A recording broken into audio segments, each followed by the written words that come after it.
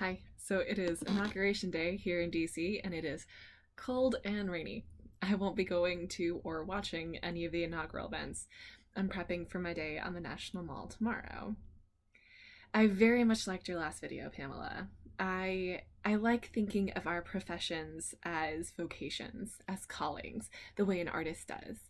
Maya Angelou said that there is no greater agony than bearing an untold story inside of you, and I think that maybe each of us has had a story laid on our hearts, and our vocations are the way that we tell that story, the way that we relieve that agony.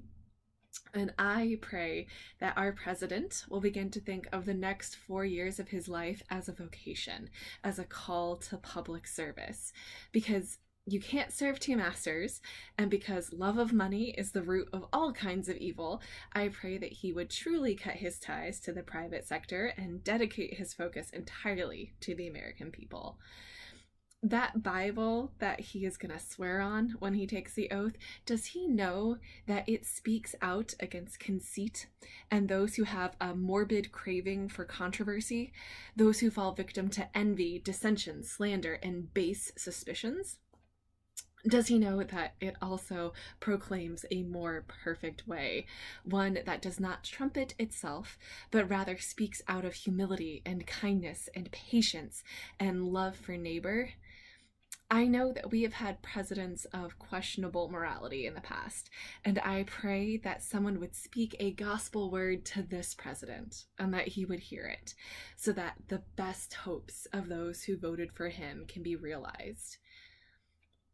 I pray all these things for President Trump in full acknowledgement that I am perpetually in need of someone to pray them for me. I love money, and I can only thank God that I am not tempted with more. I know that I could be more patient and kind.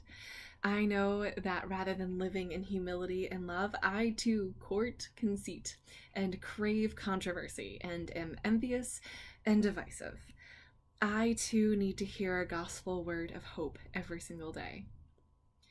But that gospel word doesn't always come from the corner you expect. In 1 Samuel, a barren woman comes into the temple at Shiloh, and she prays for a son. She's so distraught that she prays moving her lips, but her voice doesn't come out. Now, the temple priest, Eli, he comes by and he sees some lady mumbling to herself, and he goes over and tells her to put away her wine. Hannah, to her credit, doesn't back off. She doesn't slink away. She tells him she hasn't been drinking, but she has been pouring out her soul before the Lord. She goes on to say, "Do not regard your servant as a worthless woman, for I have been speaking out of my great anxiety and vexation all this time." The word Hannah uses for soul there is nephesh. It means breath, but it's the word that's used in the Hebrew Bible for being. Hannah was pouring out her whole being before the Lord because of her sorrow and pain. She was sending out her breath in hopes of relieving that pain. We are all animated by that same breath of life.